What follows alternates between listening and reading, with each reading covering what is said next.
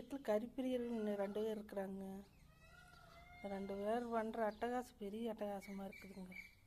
எனக்கு ஒரு நாளைக்கு 120 ரூபா 200 ஆகுதுங்க கறி, 1 கிலோ கறி. தினமும் எடுத்து போட முடியுமா? நீங்களே சொல்லுங்கள்.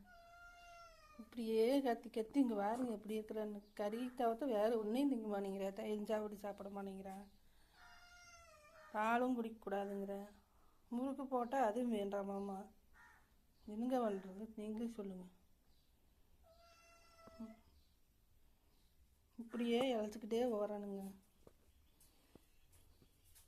பாருங்க, முறுக்கு வேணுங்கிறேன், ஆனால் திங்க மாட்டேங்கிறாங்க.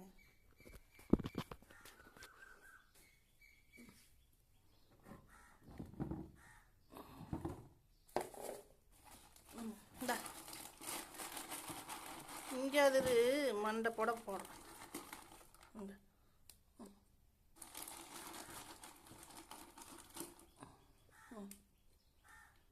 சாப்பிடு. என்னதான் வேணும்? இந்தா வா. இந்தா முறுக்கு முறுக்கு என்னங்க பண்ணல அவனு? சொல்லுங்க, என்னதான் பண்ணுறது? ஏராசு தின்னு, வழியே இல்லை. தின்னு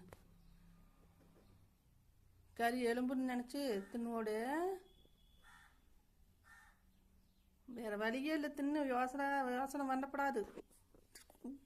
தின்னு தின்னு தின்னு.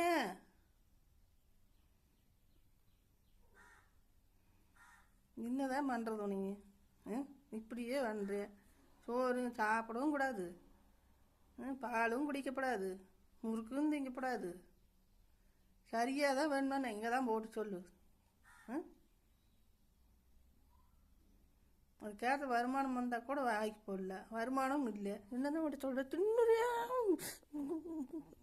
தின்னு தின்னுடி ரோசே. அப்புறம் மறுபடியும் இப்போ முறுக்கு வாங்கி அது போட மாட்டோம் உனக்கு. ஆமாம், நினைப்பாரு. நீங்கள் போற